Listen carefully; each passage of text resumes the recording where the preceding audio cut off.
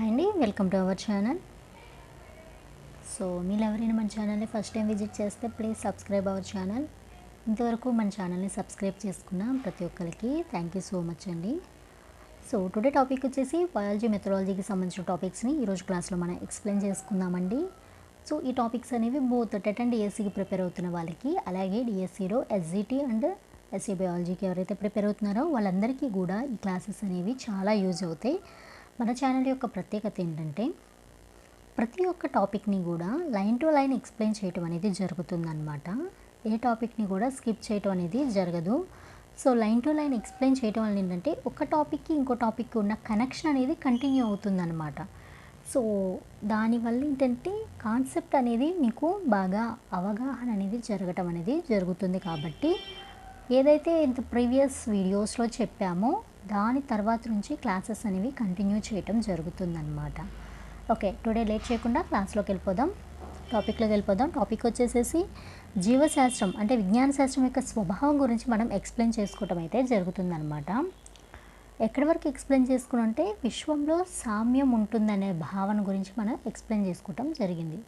దాని తర్వాత ఏంటంటే దృగ్గోచరం కానీ లేదా కంటికి కనిపించని విషయాలను అంటే ఏంటంటే దృగ్గోచరం కానీ అంటే మనకి గోచారం కానీ, దృష్టికి గోచరం కానివి దృగ్గోచరం అని అంటారు. అంటే దృష్టికి గోచారం అంటే కంటికి కనిపించనివి అని ఇక్కడ చెప్పేయటం అనేది జరిగింది. కానీ లేదా కంటికి కనిపించని విషయాలను అంటే భౌతిక ప్రకృతికి అతీతమైన విషయాలను అంటే భౌతికానికి అలాగే భౌతికంగా ఉన్న ప్రకృతికి అతీతం అంటే భౌతికంగా మనం ఉంటున్నాం కదా ప్రకృతిలో, దానికి అతీతమైన విషయాలను అర్థవంతం చేయటానికి శాస్త్రం అనేది ప్రయత్నిస్తుంది. ఈ తత్వశాస్త్రం ఎప్పుడు ఏంటంటే భౌతిక శక్తికి అంటే భౌతికంగా ఉన్న ప్రకృతికి అతీతమైన విషయాల గురించి మాత్రమే మనకి అర్థవంతంగా చెప్పడానికి ట్రై చేస్తూ ఉంటుందన్నమాట. కనుక ఏ శాస్త్రం సంపూర్ణ యథార్థం అందించలేదని మనకు అర్థమవుతుంది. సో అందుకని మనం తత్వశాస్త్రం తీసుకున్నా ఇంకో శాస్త్రం తీసుకున్నప్పటికీ కూడా ఏ శాస్త్రము కూడా ఏం చేస్తుంది, సంపూర్ణ యథార్థం అందించలేదు. ఎందుకంటే ఇవన్నీ ఏంటంటే ప్రయత్నాలే చేస్తున్నాయి. ఓకేనా, ఆ ప్రయత్నాలు సఫలం అవ్వలేదు. ఏ తత్వశాస్త్రం తీసుకున్నా ఇంకోటి తీసుకున్నా భౌతిక ప్రకృతి గురించి ఒకటే చెప్తుంటే ఒకటి భౌతిక ప్రకృతికి అతీతమైన విషయాల గురించి చెప్పాలని చూస్తుంది. సో ఎలా తీసుకున్నప్పటికీ వాళ్ళు ఏం చేస్తున్నాయి, ఈ శాస్త్రాలని సంపూర్ణ యథార్థాన్ని అయితే అందించలేకపోతున్నాయని మనకి ఇక్కడ అర్థమైపోవాలన్నమాట. ఓకేనా, యథార్థం కావాలంటే అన్ని శాస్త్రాలు అందించిన విషయ సమగ్రతను అర్థం చేసుకోవాలి. మనం అసలు ఈ ప్రకృతిలో ఉన్న యథార్థాన్ని అర్థం చేసుకోవాలంటే తత్వశాస్త్రమా, జీవశాస్త్రమా, విజ్ఞాన శాస్త్రమా, భౌతిక శాస్త్రమా, రసాయన శాస్త్రమా, జీవశాస్త్రమా, గణిత శాస్త్రమా, వీటన్ని శాస్త్రాలు ఏవైతే మనకు అందించాయో యథార్థ భావనను, అవి అందించిన ఏవైతే విషయాలు ఉన్నాయో వాటన్నిటిని చేయాలి సమగ్రంగా మనం అర్థం చేసుకోగలగాలి. అప్పుడు మనకి యథార్థం అనేది అర్థమవుతుంది. ఓకేనా, ఈనాడు ఎంతో అభివృద్ధి చెందిన అమెరికా, రష్యా, జర్మనీ మొదలైన దేశాలు కూడా ఏం చేస్తున్నాయంటే భగవంతుడి గురించి కానీ అలాగే ఆత్మ, మానవాతీత శక్తులు, వేద మంత్రాలు మొదలైన వాటి మీద శాస్త్రీయ పరిశోధనలు చేస్తున్నాయంట. అంటే ఇవి బాగా డెవలప్ అయిన కంట్రీస్ ఇవన్నీ కూడా. అమెరికాని తీసుకున్నా, రష్యాని తీసుకున్నా, జర్మనీని తీసుకుని ఏంటంటే ఇవి భగవంతుడిని నమ్మం, ఆత్మ ఉందన్నా నమ్మం, మానవాతీత శక్తులు ఉన్నాయని నమ్మం, వేదాలు మంత్రాలనైతే అసలే నమ్మం. ఎందుకని వాళ్ళ నమ్ముకున్న వర్క్ని నమ్ముతారు, వాళ్ళ కష్టాన్ని నమ్ముతారు, వాళ్ళ టాలెంట్ని నమ్ముతారు. కానీ ఇవన్నిటిని కూడా వాళ్ళు ఎప్పుడూ నమ్మరనమాట. ఇవేమీ లేవు అంటారు. వాళ్ళ టెక్నాలజీనే వాళ్ళు నమ్ముకుంటారు, వాళ్ళకున్న పరిజ్ఞానాన్ని వాళ్ళు నమ్ముకుంటారు. అలాంటి దేశాలు కూడా ఈ రోజుల్లో ఏం చేస్తున్నాయంటే భగవంతుడు ఉన్నాడా లేదా అనే దాని మీద శాస్త్రీయ పరిశోధన, ఆత్మను గురించి సైకాలజీ డెవలప్ అయింది ఇంతగా అంటే బికాజ్ ఆఫ్ దీస్ కంట్రీస్. ఈ రోజుల్లో సైకాలజీ ఏంటంటే ఒకప్పుడు గుర్తింపు లేని శాస్త్రం ఏదైనా ఉందంటే psychology it's a parts of ఫిలాసఫీలో ఒక భాగంగానే ఉంది ఒకప్పటి వరకు ఇది. కానీ ఇప్పుడు ఏం చేస్తుంది, దాని తల్లి శాస్త్రమైనటువంటి తత్వశాస్త్రాన్ని దాటుకొని వెళ్ళిపోయింది సైకాలజీ, విజ్ఞాన శాస్త్రం. బికాజ్ ఆఫ్ దెమ్, వీళ్ళ వల్ల మాత్రమే. ఎందుకని వాళ్ళు ఆత్మ మీద ఏం చేస్తున్నారు, పరిశోధనలు చేస్తున్నారు. ఆత్మకు సంబంధించిన శాస్త్రం ఏదైనా ఉంటే that is nothing but psychology. ఓకేనా. సో వాళ్ళు చేసే పరిశోధనలు, వాళ్ళకున్న జిజ్ఞాస, వాళ్ళకున్న అన్వేషణ, ఏంటో నేర్చుకోవాలి, ఏంటో తెలుసుకోవాలి ఆత్మను గురించి అన్న విషయం మీద ఉన్న వాళ్ళకున్న కుతూహలమే ఈరోజు సైకాలజీ ఇంత డెవలప్ అయింది. At the same time each and every బ్రాంచెస్లో కూడా, ఈచ్ అండ్ ఎవ్రీ సబ్జెక్ట్లో కూడా, ఈచ్ అండ్ ఎవ్రీ ఫీల్డ్లో కూడా దాన్ని అప్లై చేసుకోవటానికి ఇంత దాని యొక్క ఉనికిని చాటుకుంటుందన్నమాట సైకాలజీ. ఓకేనా. అలాగే మానవాతీత శక్తులు, వీటి గురించి కూడా ఈ రోజులో ఈ దేశాలు అనేవి బాగా స్టడీ చేస్తుంది. అసలు వేదాలు ఏంటి, మంత్రాలు ఏంటో కూడా వాళ్ళకి తెలియవు. వేద మంత్రాలు అంటే ఏంటో కూడా తెలియదు. కానీ వాటి గురించి కూడా వాళ్ళు ఏం చేస్తున్నారంటే శాస్త్రీయ పరిశోధనలు చేస్తున్నారు. అసలు వేద మంత్రాలు ఎలా వచ్చాయి, ఎలా రచించబడ్డారు, ఇవన్నీ ఎవరి పరిజ్ఞానం వల్ల వచ్చాయి అనే దాని మీద వాళ్ళు సైంటిఫిక్ వేలో ఏం చేస్తున్నారు, పరిశోధనలు చేస్తున్నారు అనమాట. ఓకేనా. అంటే వాళ్ళకున్న వేని బట్టే వాళ్ళు పరిశోధన అనేది చేయటం అనేది జరుగుతుంది. విజ్ఞాన శాస్త్రంలో జ్ఞానం మూర్త దశ నుంచి క్లిష్టమైన అమూర్త దశలోనికి ప్రవేశిస్తుంది. ఎప్పుడైనా జ్ఞానం అనేది ఎప్పుడు కూడా ఏంటంటే మూర్తం నుంచి అంటే సరళ నుంచి సంక్లిష్టానికి వెళ్తుంది. ఎప్పుడైనా కూడా జ్ఞానం అనేది అలాగే జరుగుతుంది. అలా జరిగితేనే దానికి ఒక అర్థం ఉంటుంది. సో అటువంటి అర్థవంతమైన జ్ఞానాన్ని అందించేదే మన విజ్ఞాన శాస్త్రం అన్నమాట.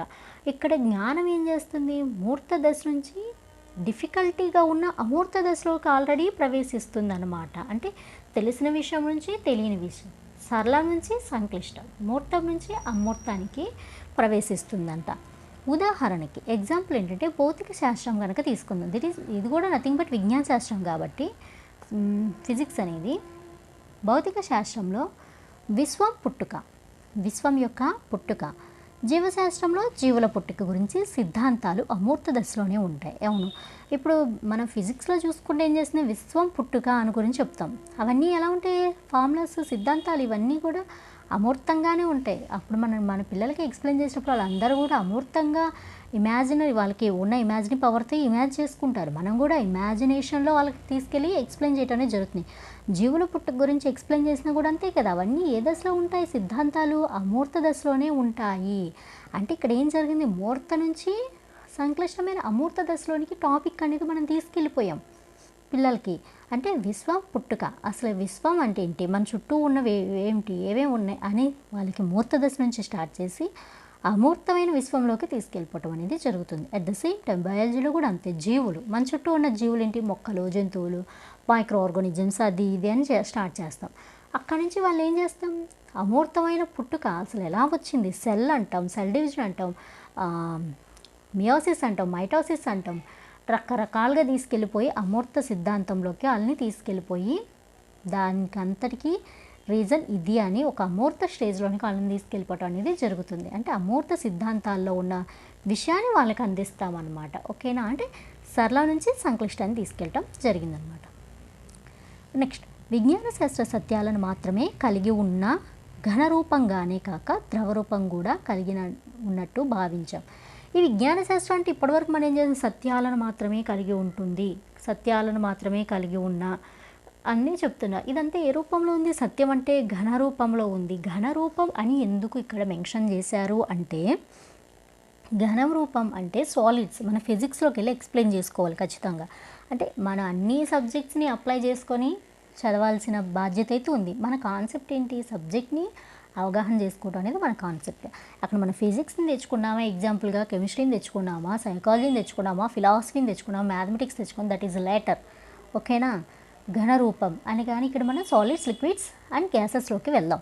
విజ్ఞాన శాస్త్ర సత్యాలను మాత్రమే కలిగి ఉన్న ఘనరూపంగానే అని ఎందుకు అన్నారంటే, ఘనరూపంలో ఎలా ఉంటాయండి, అక్కడున్న మాలిక్యూల్స్ అనేవి ఎలా ఉంటాయి, దగ్గరగా ఉంటాయి. వాటి మధ్య గ్యాప్ అనేది ఉండదు. ఏదైనా గ్యాప్ ఉంది అంటే ఏమవుతుంది, దాని యొక్క స్టేట్ మారిపోతుంది. అవునా. ఘనరూపం అంటే సాలిడ్స్. ఆ రూపంలో అవి ఎప్పుడైతే వాటి పార్టికల్స్ మధ్య బంధం అనేది బ్రేక్ అయ్యి వేరేది వచ్చి చేరిందంటే దాని యొక్క స్టేట్ అనేది ఖచ్చితంగా చేంజ్ అవుతుంది. కానీ ఇక్కడ సత్యాలు అంటే ఏంటంటే అవి మాత్రమే, వాటి మధ్యలోకి ఏవి వచ్చి చేరవు అనమాట. చేరే ఛాన్సెస్ అయితే లేవు అని ఇక్కడ మనకి ఇంత లాజికల్గా చెప్పడం అనేది జరిగిందనమాట. ఈ సత్యాల మధ్య వచ్చి ఏదైనా జాయిన్ అయ్యింది అంటే అది సత్యం అవ్వదు, ఏదో స్టేట్మెంట్ అవుతుంది. ఆర్ ఏదో ఎవరిదో పరికల్పన అవుతుంది, ఎవరిదో ఊహ అవుతుంది, ఇంకోటి మారిపోతుంది. అంటే ఆ సత్యం అనే దానికి అది అర్హురాలు కాకుండా పోతుంది. కాబట్టి ఇక్కడ ఇంత టెక్నిక్గా, ఇంత తార్కికంగా మనకి ఈ టాపిక్ అనేది చెప్పడం జరిగింది. విజ్ఞాన శాస్త్ర సత్యాలను మాత్రమే కలిగి ఉన్న ఘనరూపంగానే కాకుండా, ఘనరూపం అంటే ఇప్పుడు నేను చెప్పాను కదా, అది ఒక్కటే మైండ్లో గుర్తుపెట్టుకోండి. ద్రవరూపంగా కూడా కలిగినట్లు భావించాలి. ఇప్పుడు ద్రవరూపం అని ఎందుకు అన్నారంటే, ఘనం, మళ్ళీ ఫిజిక్స్ ఎగ్జాంపుల్, ఇక్కడేంటి, దాన్ని హీట్ చేస్తే ఏమవుతుంది, దాని స్టేట్ అనేది మారిపోతుంది. ఖచ్చితంగా ఏమైపోతుంది, అక్కడ ఏదైతే ఘన స్థితిలో ఉందో ఒక ఐస్ క్యూబ్ పెట్టామో దాన్ని హీట్ చేస్తే అది ఏమవుతుంది, వాటర్గా అయిపోతుంది. ఈరోజు ఉన్నది రేపు ఉండదు, అంతే కదా. విజ్ఞాన శాస్త్ర సత్యాలు ఎల్లవేళలా సత్యాలని మనం చెప్పం, అవునా. విజ్ఞాన శాస్త్ర సత్యాలు ఈరోజు సత్యం అంటే ఆ రోజుకు మాత్రమే సత్యం. ఎందుకంటే తర్వాత వేరే సైంటిస్ట్ వస్తారు, దాని మీద ఇంకొంత ప్రయోగాలు చేస్తారు, ఇంకోటి చేస్తారు, ఆ సత్యాన్ని మార్చి చెప్తారు. సో ఇంకొంచెం యాడ్ ఆన్ అవుతుంది అక్కడ. అందుకని యాడ్ ఆన్ అవ్వాలంటే అది ఘనరూపంగా పార్టికల్స్ దగ్గరగా ఉండి నేను ఇలాగే ఉంటా అంటే కుదరదు కదా. అప్పుడు దాని యొక్క స్టేట్ ఏమవుతుంది, చేంజ్ అవుతుంది. అంటే అప్పటి వరకే ఉన్న సత్యం మారుతుంది. మారాలంటే ఏం చేయాలి, దాని యొక్క పార్టికల్స్ అనేవి దూరంగా ఉండాలి. ద్రవ రూపంలో పార్టికల్స్ అనేవి ఎలా ఉంటాయండి, దూరంగా ఉంటాయి. ఆ గ్యాప్లో వచ్చి ఇంకొకటి వచ్చి చేరుతుంది. అప్పుడు ఈ సత్యాలు ఏమైపోతే మారిపోతాయి. అంటే ఈరోజు ఐస్ క్యూబ్గా ఉన్నది రేపు వాటర్గా అవుతుంది. అంటే ఈ విజ్ఞాన శాస్త్ర సత్యాలు ఈ రోజుకు మాత్రమే సత్యం, తర్వాత అది మార్పు చెందే అవకాశం కలిగినవిగా ఉంటాయని చెప్పుకోవటం జరుగుతుంది. ఎందుకంటే కొత్త విషయాలు కనుగొన్న ప్రతిసారి, ఇదే కొత్త విషయాన్ని కనుగొన్న ప్రతిసారి స్వరూపం మారుతుంది. ఎస్, ఫస్ట్ అది ఘనరూపంగానే ఉంటుంది సత్యం అనేది. నేను మారను, మార్పు చెందను, ఇది సత్యం, ఇది యథార్థం, ఇది ఫిక్స్ అంటుంది. కానీ ప్రతిసారి స్వరూపం మారుతుంది. ఎందుకంటే ఈరోజు సత్యం ఈరోజు మటుకే, ఒక 10 years తర్వాత అది సత్యం కాదు. దాని మీద నెంబర్ ఆఫ్ ప్రాక్టికల్స్ చేయటం వల్ల ఏమవుతుంది, మారుతుంది. అప్పుడు దాని స్టేట్ మారిపోతుంది. దాని మధ్య ఏమవుతుంది, ఆ ఘనరూపం అనేది కరుగుతుంది. వేరే వాళ్ళు వచ్చేసారు, దాని మీద ఎక్స్పెరిమెంట్ చేస్తున్నారు ఆ సత్యం మీద. అది సత్యమా కాదా వాళ్ళు చేసే ప్రయోగాలు ఏమవుతుంది, ఆ ఘనస్థితి నుంచి ఏమవుతుంది, అది కొంచెం మెల్ట్ అవుతుంది. అప్పుడు ఆ పార్టికల్స్ మధ్య ఏమవుతుంది, గ్యాప్ అనేది పెరుగుతుంది. ఆ గ్యాప్లో ఏమొస్తుంది, కొత్త విషయాలు వచ్చి చేరతాయి. ఓకేనా, కొత్త విషయాలు కనుగొన్న ప్రతిసారి. ఇప్పుడు ఈ పార్టికల్స్ మధ్య గ్యాప్ అనేది వచ్చింది, అవి ద్రవ రూపంలో వచ్చాయి. ఆ గ్యాప్లో ఏమొచ్చినాయి, కొత్త విషయాలు చేరాయి. ప్రతిసారి దాని యొక్క స్వరూపం అనేది మారుతుంది. అంటే నిన్న మొన్నటిదాకా ఘనరూపం, ఇప్పుడు ద్రవ రూపం అన్నమాట. ఓకేనా, ఆ విధంగా మార్పు చెందే స్వభావాన్ని ఉన్నదిగా విజ్ఞాన శాస్త్ర స్వభావాన్ని అర్థం చేసుకోవచ్చు. సో విజ్ఞాన శాస్త్ర సత్యాలు ఎల్లవేళ సత్యాలు కావన్నమాట. అవి మార్పు చెందే స్వభావం కూడా కలవి అని ఇట్లా చెప్పడం లాజికల్గా చెప్పారనమాట. మీకు ఇందుకే పాయింట్ టు పాయింట్ ఎక్స్ప్లెయిన్ చేయడం జరుగుతుంది. చాలామంది చదువుకుంటూ వెళ్ళిపోతారు, విజ్ఞాన శాస్త్ర సత్యాలు మాత్రం కలిగి ఉంటే ఘనరూపం కనుక ద్రవరూపం కానీ. కానీ ఏంటి ఆ ఘనరూపం ఏంటి, ఆ ద్రవరూపం ఏంటి, అసలు ఎందుకు ఇచ్చారో ఆ 2 wordsని అనేది అవగాహన చేసుకుని మనం చదవాలి. ఇందుకు మాత్రమే లైన్ టు లైన్ ఎక్స్ప్లెయిన్ చేయాల్సిన ఆవశ్యకత ఉంది. ఈ విధంగా విజ్ఞాన శాస్త్ర స్వభావాన్ని గురించి చర్చించుకోవటం ద్వారా విజ్ఞాన శాస్త్రం పట్ల సరైన దృక్పథం ఏర్పరచుకోవటం జరుగుతుంది.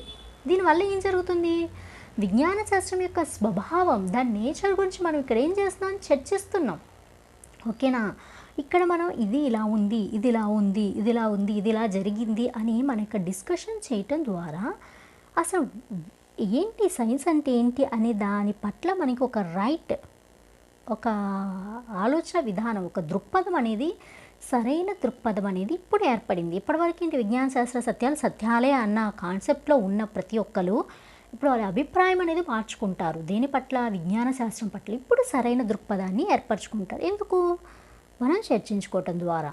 అది విజ్ఞాన శాస్త్ర ఉపాధ్యాయుడికి తన బోధనలో ఉపయోగపడుతుంది. ఇదంతా దేనికి, ఎవరికి యూజ్ అవుతుంది అంటే స్టూడెంట్కి కాదండి, టీచర్కి యూజ్ అవుతుంది. ఎవరైతే విజ్ఞాన శాస్త్రాన్ని, అది సైన్స్ అయినా కానీ, బయాలజీ అయినా కానీ, బయాలజీకి సంబంధించి జువాలజీ కానీ, బోటనీ కానీ, ఏది మనం చెప్పినా కూడా ఇది ఓన్లీ టీచర్కి తన బోధనలో ఉపయోగపడుతుంది.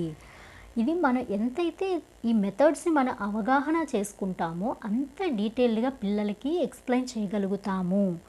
విజ్ఞాన శాస్త్ర స్వభావం గురించి మనం అర్థం చేసుకున్న విషయాలన్నీ అందులో భాగమైన జీవశాస్త్రానికి వర్తిస్తాయి. విజ్ఞాన శాస్త్రం అంటే ఏంటి? భౌతిక శాస్త్రం ఉంటుంది, రసాయన శాస్త్రం ఉంటుంది, రిమైనింగ్ శాస్త్రాలు కూడా ఉంటాయి. సో దాంతో పాటుగా ఏముంటుంది? జీవశాస్త్రం కూడా, బయాలజీ కూడా ఉంటుంది. కాబట్టి ఇవన్నీ భౌతిక శాస్త్రానికి వర్తిస్తాయి, రసాయన శాస్త్రానికి వర్తిస్తాయి, అట్ ద సేమ్ టైం జీవశాస్త్రానికి కూడా వర్తిస్తాయని చెప్పడం అనేది జరిగింది. ఇదండి ఈరోజు విజ్ఞాన శాస్త్రం యొక్క స్వభావం. నెక్స్ట్ క్లాస్లో విజ్ఞాన శాస్త్ర పరిధిని గురించి డీటెయిల్గా ఎక్స్ప్లెయిన్ చేసుకుందాం. Thank you.